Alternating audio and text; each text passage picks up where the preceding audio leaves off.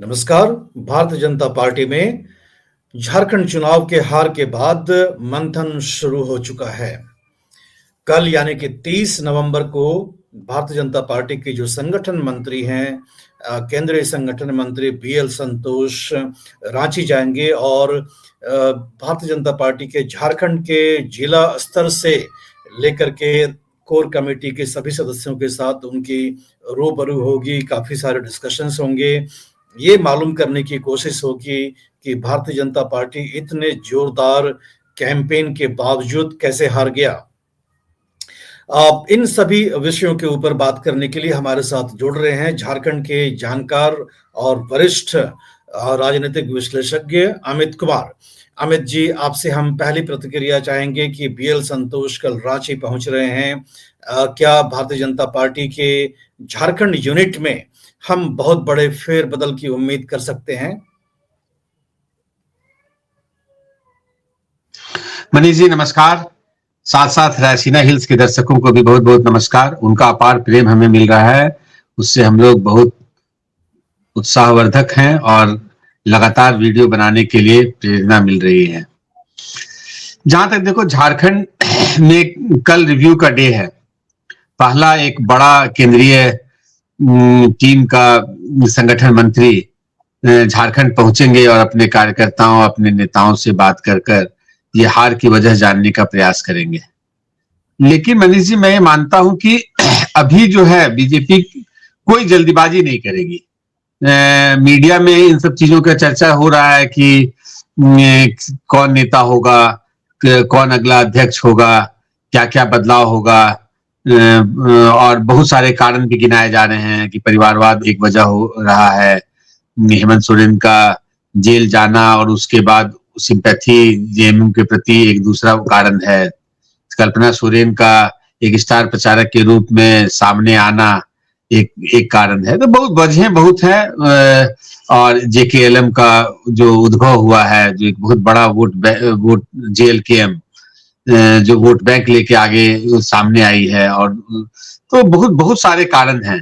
लेकिन मुझे मनीष जी ऐसा लगता है कि झारखंड में बीजेपी में जो उनके जो राज्य स्तर के जितने टीम और पदाधिकारी हैं, उनमें अभी बहुत जल्दीबाजी में कुछ बदलाव नहीं होने वाला है। हाँ, अभी अगर आप बीजेपी के बारे में बात करेंगे तो बीजेपी के लिए जो सबसे जो अभी आज के दिन में चैलेंजिंग और सबसे इंपॉर्टेंट सब्जेक्ट है, राष्ट्रीय अध्यक्ष की नए राष्ट्रीय अध्यक्ष की नियुक्ति, उनका चयन, ये एक बड़ा सब्जेक्ट है। और इसमें उनका गहन थिंक टैंक काम कर रहा है। और इसमें कहीं ना कहीं मुझे ऐसा लगता है कि संघ और बीजेपी के अंदर भी बहुत तरह की बात विवाद, आपस में आदान प्रदान और प्रोबेबल्स पे चर्चा निश्चित रूप से हो रहा होगा।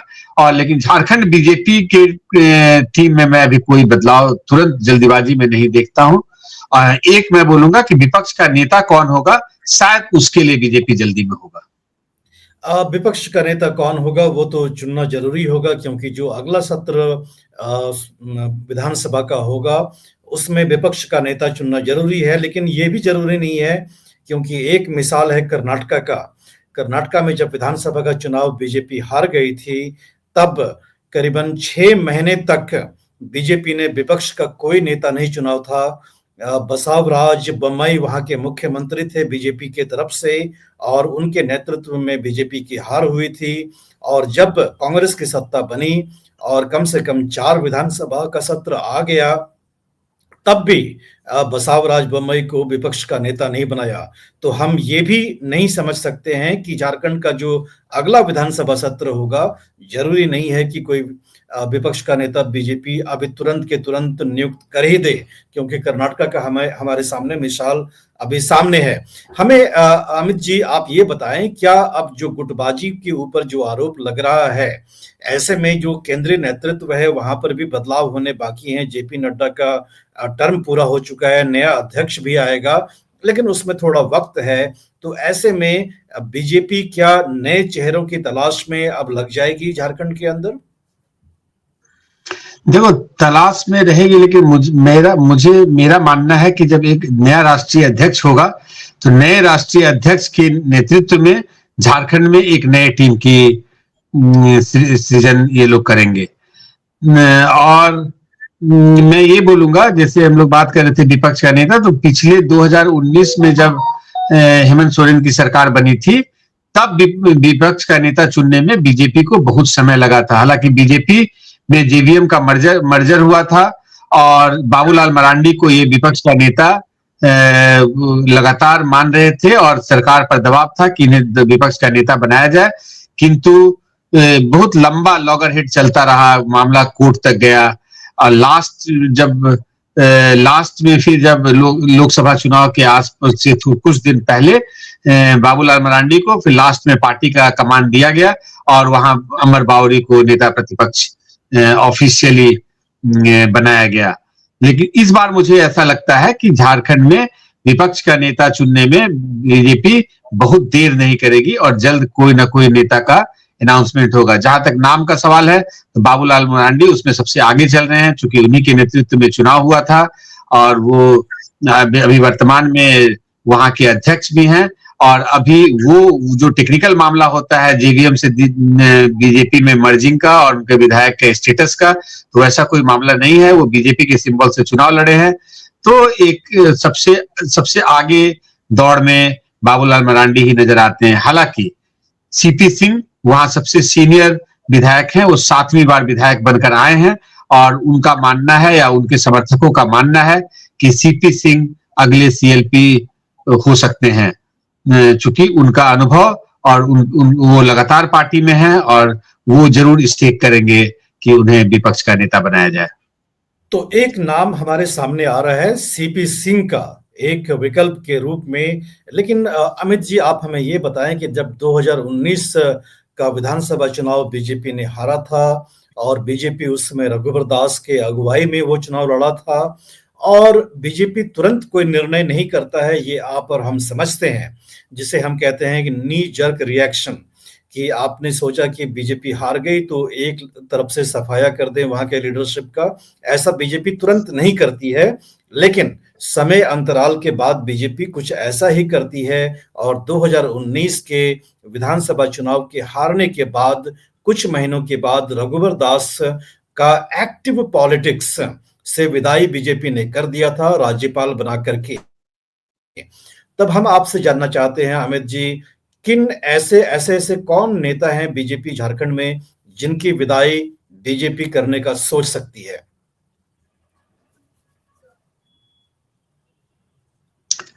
क्या आप मुझे सुन पा रहे हैं?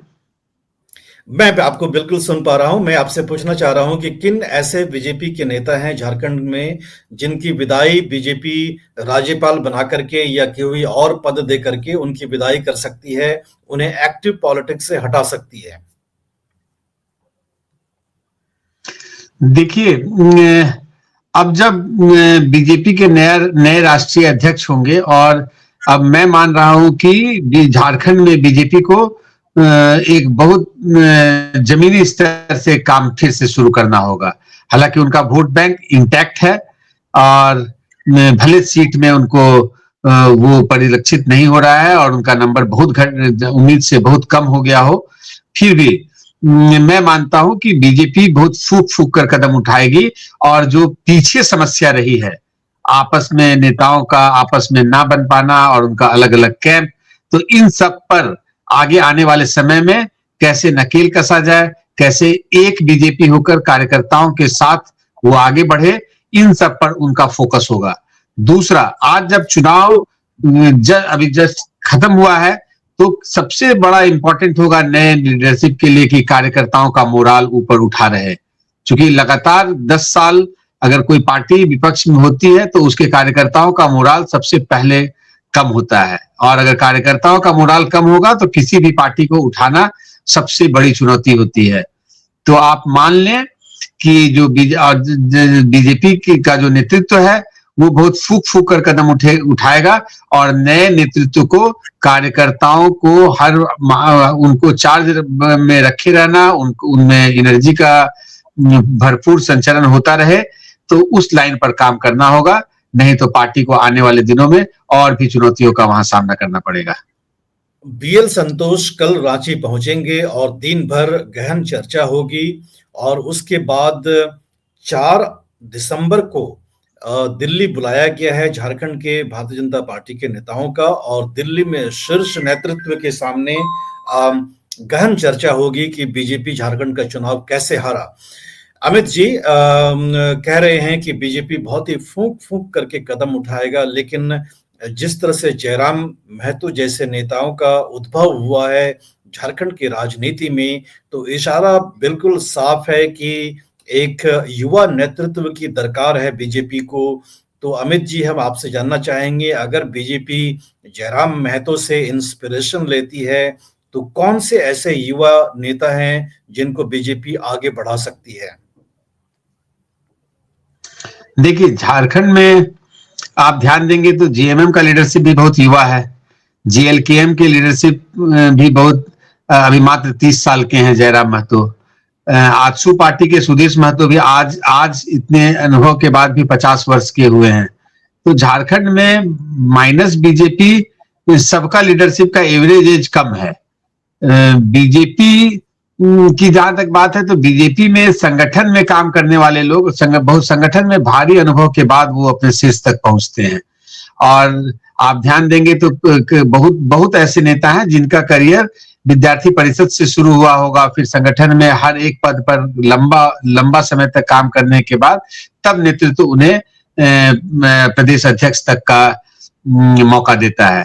तो मैं अभी भी बोलूंगा कि अब इस पार्टी नए अध्यक्ष पर इस चुनाव करना के लिए बहुत इंपॉर्टेंट और बहुत जिम्मेवारी उनकी बढ़ जाएगी कि कैसे व्यक्तित्व को वो सामने लाते हैं।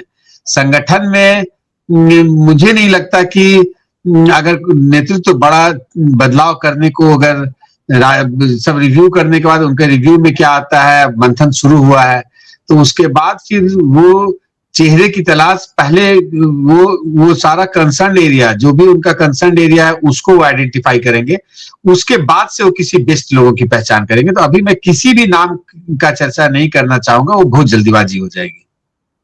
तो बहुत जल्दबाजी होगा कि बीजेपी किन विकल्प के बारे में सोच सकता है, नेतृत्व के बारे में, लेकिन मिसालें हमारे पास सामने हैं। रघुवर दास की एक्टिव पॉलिटिक्स से विदाई की गई थी 2019 के चुनाव के हारने के बाद, और गुटबाजी जो झारखंड बीजेपी यूनिट में रहा है, एक वो बहुत बड़ा समस्या केंद्र नेतृत्व के सामने एक खड़ा होकर के तैयार है, जिसका कि सलूशन खोजना पार्टी के लिए बहुत जरूरी होगा। अमित जी ने हमें विस्तार से अब जितने भी विकट समस्याएं हैं बीजेपी के सामने उसका जिक्र किया। अमित जी, आपका हमसे बात करने के लिए बहुत बहुत धन्यवाद। जो भी देख रहे हैं इस चैनल को सब्सक्राइब करें, और अमित जी भी एक नया यूट्यूब चैनल लेकर के बहुत जल्द आने वाले हैं, ताकि झारखंड के ऊपर और भी ज्यादा विस्तार से संवाद चर्चा हो सके। अमित जी, बहुत बहुत धन्यवाद। धन्यवाद मनीष जी। आप